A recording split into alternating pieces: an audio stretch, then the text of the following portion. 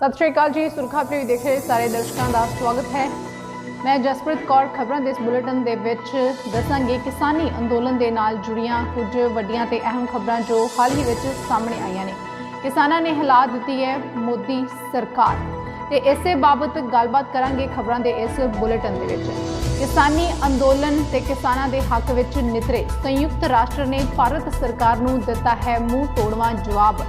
शांति दे नाल रोस प्रदर्शन कर रहे किसानां नूं दस्सिया है सही।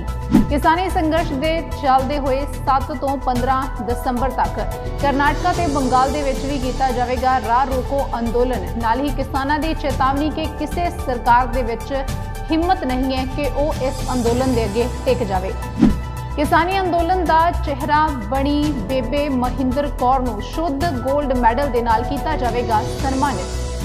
खेती कानूनां बाबत केंद्र सरकार ते किसानां विचाले गलबात 5वें दौर दे विच भी रही बेसिट्टा। किसान मीटिंग दे विच रहे मौन। केंद्र सरकार तो मंगिया जवाब सिर्फ हाँ जां ना दे विच। भारतीय विदेश मंत्रालय दे वल्लों इतराज प्रगटाउण तो बाद एक बार फिर तो कैनेडा के प्रधानमंत्री जस्टिन ट्रूडो ने किसानां दे हक विच दिता वड्डा बयान। खेतीबाड़ी कानूनां दे खिलाफ चल रहे संघर्ष दे विच सारे लोग ही एकजुटता दे नाल अगे वध रहे हैं। पंजाब दे 3 नामी खिडारी अज राष्ट्रपति नूं करनगे आपो अपने पुरस्कार वापस। वख-वख गायकां ते कलाकारां तो बाद किसानां दे हक विच अगे दिलजीत दोसांझ ने दिल्ली धरने ला के बैठे किसानां दी मदद वास्ते 1 करोड़ रुपए दी वित्ती सहायता भेजी। देश दा अन्नदाता घरों बाहर सड़कों उत्ते रुल रहा है तो उस देश का प्रधानमंत्री नरेंद्र मोदी 900 करोड़ रुपए की नवी संसद उसार रहा है। लगातार सवालों के घेरे विच बनी हुई है भारत की लोकतंत्री सरकार। हुण जानते हाँ खबरां विस्तार दे नाल। अज की सब तो वड्डी ते अहम खबर है कि जो किसानां दा अंदोलन हुण तक दा सब तो वड्डा अंदोलन है, देश का इतिहासिक अंदोलन बन रहा है। जिस दे चलदे हुए वड्डी खबर यह है कि दिल्ली बार्डर उत्ते डटे हुए किसानां ने एक वड्डा ऐलान कर दिता है। किसानां ने 8 दसंबर नूं भारत बंद का सद्दा दिता है। मंगलवार 8 दसंबर नूं पूरे देश दे विच आवाजाही पूर्ण तौर उत्ते बंद रहेगी। इसका सारे देश के किसानां दे वल्लों समर्थन किया जाएगा। सरकार नूं मजबूर किया जाएगा कि किसानां दी गल मान लई जाए। किसानां दे फैसले अगे केंद्र सरकार झुक जाए। किसानां दा कहना है कि केंद्र सरकार दे नाल किसी भी गल उत्ते वो समझौता नहीं करनगे क्योंकि मोदी सरकार नूं किसानां दी गल मननी ही पवेगी। उदों तक किसान अपने अंदोलन तो पीछे नहीं हटणगे क्योंकि केंद्र सरकार दा हंकार साफ झलकदा है ते किसान मोदी के हंकार नूं तोड़ के ही रहणगे। किसानां दा कहना है कि कॉरपोरेट खेती किसानां नूं मंजूर नहीं है। वो डेडलाइन नहीं दे रहे पर सरकार नूं ये दस रहे ने कि स्थिति इसे तरह रही तो हर सूबे तो होर ज़्यादा तो ज़्यादा जथे दिल्ली वल जाणगे। किसानां ने 8 दसंबर नूं पूरे देश नूं बंद करन दी अपील की है। किसानां ने कहा है कि 8 दसंबर नूं सिर्फ भारत बंद का सद्दा दिता गया है। पूरे देश में टोल फ्री करन दी तारीख 8 दसंबर नहीं होगी। इस बाबत कोई होर तारीख भी दी जाएगी। किसानां दा कहना है कि असीं इतिहासिक जित वाल वध रहे हैं तो मोदी सरकार इतिहासिक हार वाल अपने कदम वधा रही है। ना ही किसानां ने चेतावनी दे दी है कि जेकर 2-3 दिनों के अंदर अंदर सरकार ने कानून वापस ना ले तो जो भी स्थिति देश अंदर पैदा होगी उसदे वास्ते सिर्फ तो सिर्फ केंद्र सरकार ही जिम्मेवार होगी। किसान लीडरां ने कहा है कि कर्नाटक विच 7 तो लैके 15 दसंबर तक विधान सभा के बाहर किसानां दा पक्का धरना होगा। बंगाल दे विच भी राह रोको अंदोलन होगा। किसी सरकार दे विच हिम्मत नहीं है कि वो इस अंदोलन के अगे टिक जाए। जिस तो साफ है कि यह अंदोलन पंजाब तो शुरू तो जरूर होया सी पर पंजाब के नाल नाल हरियाणा, यूपी, राजस्थान, महाराष्ट्र, बंगाल, कर्नाटका ये सारे किसान जिहड़े एकजुट हो चुके ने ते इन्हां दे ताकत दे अगे केंद्र सरकार की ताकत जिहड़ी है वो घट पै जाएगी। उन्होंने इन्हां किसानां दी गल मननी ही पवेगी। किसान अंदोलन नूं हमायत देंदे हुए पंजाब के आड़तियां ने भी 7 तो 9 दसंबर तक सूबे दीयां सारियां मंडियां बंद रखने का फैसला किया है। यह भी वड्डी खबर है अज दी। फैडरेशन ऑफ आड़तिया एसोसीएशन पंजाब के प्रधान विजय कालड़ा ने दस्सिया है कि इन्हां 3 दिनों में सूबे के समूह आड़ती आपो अपने शहरों विचों दिल्ली विच किसानां दे अंदोलन विच शामिल होणगे। उन्हां दी अगवाई विच पहला जथा खन्ना अनाज मंडी जो कि सब तो वड्डी अनाज मंडी है उत्थों 7 दसंबर नूं दिल्ली वास्ते रवाना होवेगा, जिहदे विच मोगा, लुधियाना अते फतेहगढ़ साहिब ਜ਼ਿਲ੍ਹਿਆਂ ਦੇ ਆੜਤੀ शामिल होणगे जो दिल्ली वाल कूच करनगे। उन्हां दे मुताबक 8 दसंबर नूं तरनताਰਨ, अमृतसर, पठानकोट अते गुरदासपुर, जबकि 9 दसंबर नूं फरीदकोट, मुकतसर, बठिंडा ते मानसा ਜ਼ਿਲ੍ਹਿਆਂ ਦੇ आड़तीए दिल्ली वाल जाणगे। उत्थे जाके किसानां दे नाल धरने विच शामिल होणगे ते इन्ने 3 दिनां वास्ते सारियां अनाज मंडियां बंद रहणगीਆਂ। इस दे नाल ही जिहड़ी एक होर अहम खबर है कि खेती कानूनां दे खिलाफ जो लड़ाई भारत देश दे विच चल रही है उस दी गूंज वो आवाज़ हुण संयुक्त राष्ट्र तक भी पहुंच चुकी है। तो ये बहुत वड्डी गल है कि किसानी अंदोलन का संयुक्त राष्ट्र ने भी साथ दिता है, उन्हां दे हक दे विच गल कीती है। संयुक्त राष्ट्र के सकत्तर जनरल एंटोनियो गुटेरस ने दे बुलारे ने भारत दे विच किसान अंदोलन के हक में बोलते हुए कहा है कि लोगों को शांतिपूर्वक ढंग के नाल रोस प्रगटाउण का पूरा हक है ते सरकार नूं उन्हां नूं अजिहा करन देना चाहिए है। जानकारी वास्ते तुहानूं दस दईए कि संयुक्त राष्ट्र विच संसार के लगभग सारे अंतरराष्ट्रीय मानता प्राप्त 192 देश ने, मतलब कि ये 192 देश किसानां दे समर्थन दे विच खड़े हो चुके हैं। हालांकि भारत इस मसले विच विदेशी लीडरां वल्लों जो टिप्पणियां कीतियां जा रही ने उन्हां तो नाराज़ है, क्योंकि भारतीय विदेश मंत्रालय का यह कहना है कि यह भारत का अंदरूनी मामला है, इहदे विच बाहर दे लोकां नूं नहीं बोलना चाहिए। वार-वार भारत दे वल्लों यह इतराज़ प्रगटाया जा रहा है। भारतीय विदेश मंत्रालय ने कहा सी कि विदेशी लीडरां नूं इन्हां खेती कानूनां बारे पूरी जानकारी नहीं है, भारत का अंदरूनी मसला है। संयुक्त राष्ट्र के सकत्तर जनरल के बुलारे स्टीफन दुजारिक ने इस बाबत यह कहा है कि जिथों तक भारत का सवाल है इस मामले में मैं उही कहांगा जो मैं होरां बारे कहंदा रहा कि शांतिपूर्वक ढंग दे नाल प्रदर्शन करन दा हक सारिਆਂ ਨੂੰ है। तो भारत देश में भी किसानों के वलों शांति तरीके दे नाल ही ये प्रदर्शन किया जा रहा है, धरना दिता जा रहा है, कोई हिंसक काम नहीं किया जा रहा है। तो उन्हों का यह धरना यह प्रदर्शन बिल्कुल जायज़ है। उन्होंने कहा है कि संयुक्त राष्ट्र चाहता है कि लोगों को आवाज़ बुलंद करने का हक होवे। दस दईए कि संयुक्त राष्ट्र का यह बयान उस बयान तो बाद आया है जदों मंगलवार नूं भारतीय विदेश मंत्रालय के बुलारे अनुराग श्रीवास्तव ने कहा सी कि चंगा होवेगा कि कूटनीतिक संवाद नूं सियासी मंतव वजों ना लिया जाए। इत्थे भी दस दईए कि इहदे तो पहलां कैनेडा के प्रधानमंत्री जस्टिन ट्रूडो ने भी किसान अंदोलन के हक में आवाज़ चुकी सी ते उहदे उत्ते इतराज़ जताउंदे होए ते कार्रवाई करते हुए भारतीय विदेश मंत्रालय ने भारत ने कैनेडा के हाई कमिश्नर नूं तलब कर दिता सी।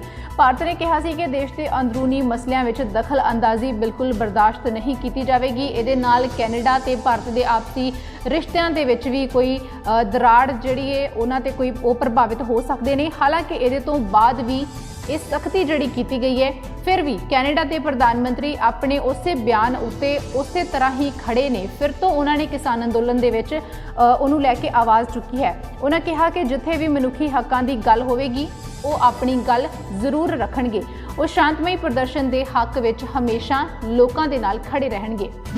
केंद्र के वलों जो मारू ते खेती काले खेती कानून पास किए गए हैं, ये खिलाफ हज़ारां लखां की गिनती में किसान दिल्ली के बार्डरां उत्ते तैनात ने, उत्थे धरना प्रदर्शन किया जा रहा है शांतिपूर्वक।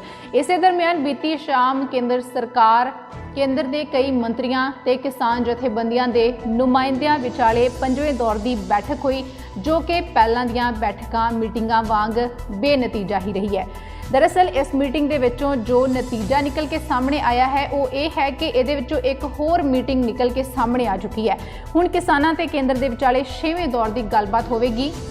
9 दसंबर नूं यानी कि बुधवार दोपहर 12 बजे का समा दिता गया है। एक बार फिर तो ये गलबात होवेगी। कल की जिहड़ी मीटिंग हुई है उहदे विच सारियां दियां ही नज़रां टिकियां हुई सी कि अज शायद कोई फैसला आखिर निकल के सामने आएगा, पर उहदे विचों भी फैसला यही निकल के सामने आया कि एक बैठक होर की जाएगी, उहदे विच दोबारा तो विचार वटांदरे ते सुझाव किए जाएंगे।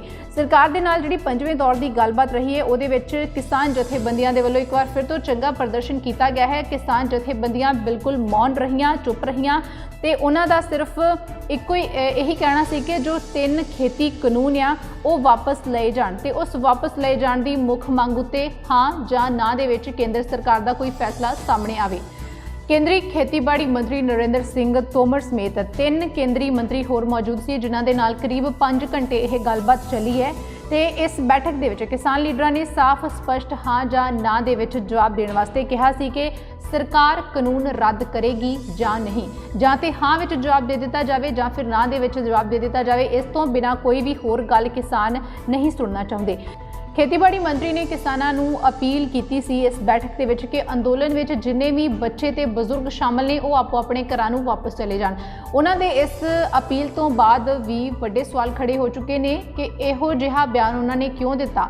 ਉੱਥੇ ਹੀ ਕਿਸਾਨਾਂ ਦੇ ਵੱਲੋਂ ਕਹਿਣਾ ਹੈ ਕਿ ਉਹ 6-6 ਮਹੀਨਿਆਂ ਦਾ ਰਾਸ਼ਨ ਲੈ ਕੇ ਆਏ ਨਹੀਂ, ਉਹਨਾਂ ਨੂੰ ਕਿਸੇ ਚੀਜ਼ ਦੀ ਉੱਥੇ ਦਿੱਕਤ ਨਹੀਂ ਹੈ ਤੇ ਉਹਨਾਂ ਦਾ ਧਰਨਾ ਉੱਥੇ ਉਸੇ ਤਰ੍ਹਾਂ ਜਾਰੀ ਰਹੇਗਾ ਜਦੋਂ ਤੱਕ ਸਰਕਾਰ ਉਹਨਾਂ ਦੀਆਂ ਮੰਗਾਂ ਨਹੀਂ ਮੰਨਦੀ। ਇਸ ਦੇ ਨਾਲ ਹੀ ਬੈਠਕ ਦੇ ਵਿੱਚ MSP ਬਾਰੇ ਇਹ ਕਿਹਾ ਗਿਆ ਕਿ MSP ਦੇ ਵਿੱਚ ਕਿਸੇ ਵੀ ਤਰ੍ਹਾਂ ਦਾ ਬਦਲਾਅ ਨਹੀਂ ਕੀਤਾ ਜਾਵੇਗਾ। ਮੋਦੀ ਸਰਕਾਰ ਕਿਸਾਨਾਂ ਦੇ ਨਾਲ ਹੈ, MSP ਉੱਤੇ ਕੋਈ ਵੀ ਖਤਰਾ ਨਹੀਂ ਹੈ। ਉਹਨਾਂ ਕਿਹਾ ਕਿ ਮੰਡੀਆਂ ਨੂੰ ਪ੍ਰਭਾਵਿਤ ਕਰਨ ਦਾ ਸਰਕਾਰ ਦਾ ਕੋਈ ਇਰਾਦਾ ਨਹੀਂ ਹੈ ਤੇ ਕਿਸਾਨ ਅੰਦੋਲਨ ਦਾ ਰਾਹ ਛੱਡ ਦੇਣ। ਪਰ ਕਿਸਾਨ ਜਥੇਬੰਦੀਆਂ ਕਿਸਾਨ ਇਹ ਚਾਹੁੰਦੇ ਨੇ ਕਿ ਜੋ ਬਿੱਲ ਪਾਸ ਕੀਤੇ ਨੇ ਉਹਨਾਂ ਵਿੱਚ ਕਾਨੂੰਨ ਰੂਪ ਵਿੱਚ ਇਹ ਸ਼ਾਮਲ ਕੀਤਾ ਜਾਵੇ ਕਿ MSP ਉਸੇ ਤਰ੍ਹਾਂ ਰਹੇਗੀ। ਇੱਕ ਜਿਹੜਾ ਖਰੀਦ ਮੁੱਲ ਹੈ ਉਹ ਹਟਾਇਆ ਨਹੀਂ ਜਾਵੇਗਾ, ਘੱਟ ਨਹੀਂ ਕੀਤਾ ਜਾਵੇਗਾ। ਪੰਜਾਬ ਕਿਸਾਨ ਯੂਨੀਅਨ ਦੇ ਕਾਨੂੰਨੀ ਸਲਾਹਕਾਰ ਗੁਰਲਾਬ ਸਿੰਘ ਮਹਿਲ ਨੇ ਕਿਹਾ ਹੈ ਕਿ ਕਿਸਾਨ ਲੀਡਰ ਸਰਕਾਰ ਤੋਂ ਹਾਂ ਜਾਂ ਨਾ ਦੇ ਵਿੱਚ ਹੀ ਜਵਾਬ ਚਾਹੁੰਦੇ ਸਨ।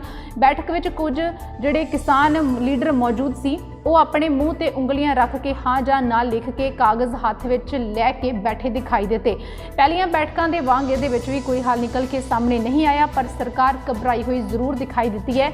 ਫਿਲਹਾਲ ਉਹ ਕਿਸਾਨਾਂ ਨੂੰ ਕਿਸੇ ਨਾ ਕਿਸੇ ਤਰੀਕੇ ਆੜੇ ਲਿਆਉਣਾ ਚਾਹੁੰਦੀ ਹੈ, ਮਨਾਉਣਾ ਚਾਹੁੰਦੀ ਹੈ, ਪਰ ਕਿਸਾਨਾਂ ਦਾ ਜਜ਼ਬਾ ਵੀ ਪੂਰੀ ਤਰ੍ਹਾਂ ਦ੍ਰਿੜ ਹੈ ਕਿ ਕਾਨੂੰਨ ਰੱਦ ਕੀਤੇ ਬਿਨਾਂ ਉਹ ਵਾਪਸ ਨਹੀਂ ਜਾਣਗੇ, ਕੋਈ ਹੋਰ ਹੱਲ ਨਹੀਂ ਹੈ। ਇਹਦੇ ਤੋਂ ਬਾਅਦ ਸਰਕਾਰ ਨੇ ਹੁਣ ਅਗਲੀ ਬੈਠਕ 9 ਦਸੰਬਰ ਨੂੰ ਰੱਖ ਦਿੱਤੀ ਹੈ, ਪਰ ਕਿਸਾਨਾਂ ਦਾ ਕਹਿਣਾ ਹੈ ਕਿ ਸਰਕਾਰ ਆਪਣਾ ਲਿਖਤੀ ਫੈਸਲਾ ਭੇਜੇ, ਫਿਰ ਬੈਠਕ ਦੇ ਵਿੱਚ ਸ਼ਾਮਲ ਹੋਣ ਬਾਰੇ ਫੈਸਲਾ ਲਿਆ ਜਾਵੇਗਾ।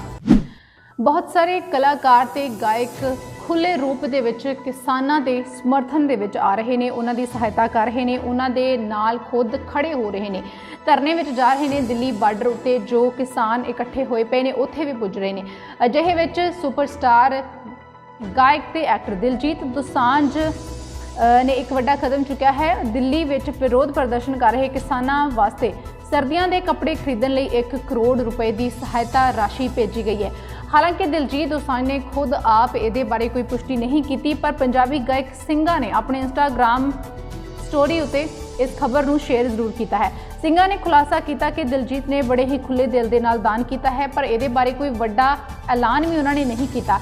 ਇਸ ਪੈਸੇ ਦੀ ਵਰਤੋਂ ਉਹਨਾਂ ਬਜ਼ੁਰਗ ਕਿਸਾਨਾਂ ਵਾਸਤੇ ਊਨੀ ਕੱਪੜੇ ਤੇ ਕੰਬਲ ਖਰੀਦਣ ਵਾਸਤੇ ਕੀਤੀ ਜਾਵੇਗੀ ਜੋ ਇਸ ਸਮੇਂ ਦਿੱਲੀ ਵਿੱਚ ਕੜਾਕੇ ਦੀ ਠੰਡ ਵਿੱਚ ਡਟੇ ਪਏ ਨੇ ਅਤੇ ਖੇਤੀ ਕਾਨੂੰਨਾਂ ਵਿਰੁੱਧ ਆਪਣਾ ਵਿਰੋਧ ਜਾਰੀ ਰੱਖਿਆ ਹੋਇਆ ਹੈ। ਸਿੰਘਾ ਨੇ ਆਪਣੀ ਵੀਡੀਓ ਵਿੱਚ ਕਿਹਾ ਹੈ ਕਿ ਦਿਲਜੀਤ ਦੋਸਾਂਝ ਨੂੰ ਸਲੂਟ ਆ ਕਿ ਇੰਨਾ ਵੱਡਾ ਉਹਨਾਂ ਨੇ ਕਦਮ ਕੀਤਾ, ਕਿਉਂਕਿ 1 ਕਰੋੜ ਦੀ ਰਕਮ ਕੋਈ ਛੋਟੀ ਰਕਮ ਨਹੀਂ ਹੁੰਦੀ।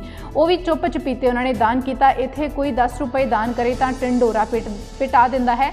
ਦਿਲਜੀਤ ਵੀਰ ਵਾਸਤੇ ਬਹੁਤ ਸਾਰੀ ਰਿਸਪੈਕਟ ਤੇ ਪਿਆਰ।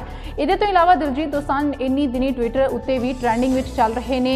ਦਿਲਜੀਤ ਨੇ ਕੰਗਨਾ ਰਣੌਤ ਨੂੰ ਜੋ ਜਵਾਬ ਦਿੱਤੇ ਨੇ, ਜਿਸ ਤਰ੍ਹਾਂ ਦਿੱਤੇ ਨੇ, ਬੜੇ ਹੀ ਬੇਬਾਕੀ ਦੇ ਨਾਲ ਦਿੱਤੇ ਨੇ, ਆਪਣੇ ਕਰੀਅਰ ਦੀ ਪਰਵਾਹ ਕੀਤੇ ਬਿਨਾਂ ਦਿੱਤੇ ਨੇ ਤੇ ਉਸ ਵਾਸਤੇ ਵੀ ਦਿਲਜੀਤ ਦੀ ਪ੍ਰਸ਼ੰਸਕਾਂ ਦੇ ਵੱਲੋਂ ਕਾਫੀ ਖੂਬ ਪ੍ਰਸ਼ੰਸਾ ਕੀਤੀ ਜਾ ਰਹੀ ਹੈ। ਦਿਲਜੀਤ ਦੋਸਾਂਝ ਜਿਸ ਗੱਲ ਨੂੰ ਲੈ ਕੇ ਟਵਿੱਟਰ ਉੱਤੇ ਕਾਫੀ ਟ੍ਰੈਂਡਿੰਗ ਦੇ ਵਿੱਚ ਚੱਲ ਰਹੇ ਨੇ ਉਹ ਹੈ ਬੇਬੇ ਮਹਿੰਦਰ ਕੌਰ ਜੀ ਨੂੰ ਲੈ ਕੇ, ਜੋ ਕੰਗਨਾ ਰਣੌਤ ਨੇ ਕਾਫੀ ਬੇਤੁਕਾ ਜਿਹਾ ਲਾਹਨਤ ਭਰਿਆ ਬਿਆਨ ਦਿੱਤਾ ਸੀ ਕਿ ਬੇਬੇ ਕਿ ਉਹ ਦਿਹਾੜੀ ਲੈ ਕੇ ਕਿਸਾਨ ਸੰਘਰਸ਼ ਦੇ ਵਿੱਚ ਪਹੁੰਚ ਰਹੇ ਨੇ। ਤੇ ਹੁਣ ਜਿਹੜੀ ਖਬਰ ਆਈ ਹੈ ਕਿ ਕਿਸਾਨਾਂ ਦੇ ਅੰਦੋਲਨ ਦਾ ਚਿਹਰਾ ਬਣੀ ਬੇਬੇ ਮਹਿੰਦਰ ਕੌਰ ਨੂੰ ਕਬੱਡੀ ਫੈਡਰੇਸ਼ਨ ਆਫ ਨਿਊਜ਼ੀਲੈਂਡ ਨੇ ਸ਼ੁੱਧ ਸੋਨੇ ਦੇ 골ਡ ਮੈਡਲ ਦੇ ਨਾਲ ਸਨਮਾਨਿਤ ਕਰਨ ਦਾ ਐਲਾਨ ਕੀਤਾ ਹੈ। ਦਰਅਸਲ ਕੰਗਨਾ ਰਣੌਤ ਨੇ ਟਵਿੱਟਰ ਉੱਤੇ ਬਠਿੰਡਾ ਜ਼ਿਲ੍ਹੇ ਦੀ ਇਸ 78 ਸਾਲਾ ਬਜ਼ੁਰਗ ਬੇਬੇ ਨੂੰ 100 ਰੁਪਏ ਦਿਹਾੜੀ ਲੈ ਕੇ ਕਿਸਾਨੀ ਸੰਘਰਸ਼ ਵਿੱਚ ਸ਼ਾਮਿਲ ਹੋਣ ਦਾ ਪ੍ਰਚਾਰ ਕੀਤਾ ਸੀ। ਫਿਰ ਉਹਦੇ ਤੋਂ ਬਾਅਦ ਬੇਬੇ ਮਹਿੰਦਰ ਕੌਰ ਵੱਲੋਂ ਦਿਖਾਈ ਗਈ ਦ੍ਰਿੜਤਾ, ਉਸ ਵੱਲੋਂ ਮੀਡੀਆ ਵਿੱਚ ਉਠਾਈ ਆਪਣੀ ਗੱਲ ਦਾ ਨੋਟਿਸ ਸਮੁੱਚੇ ਸੰਸਾਰ ਭਰ ਦੇ ਵਿੱਚ ਲਿਆ ਗਿਆ। ਸਮੁੱਚੇ ਸੰਸਾਰ ਭਰ ਨੇ ਹੀ ਬੇਬੇ ਦੀ ਹਮਾਇਤ ਕੀਤੀ। ਬੇਬੇ ਕਿਸਾਨ ਸੰਘਰਸ਼ ਦੀ ਪ੍ਰਤੀਕ ਬਣ ਕੇ ਉਭਰੀ।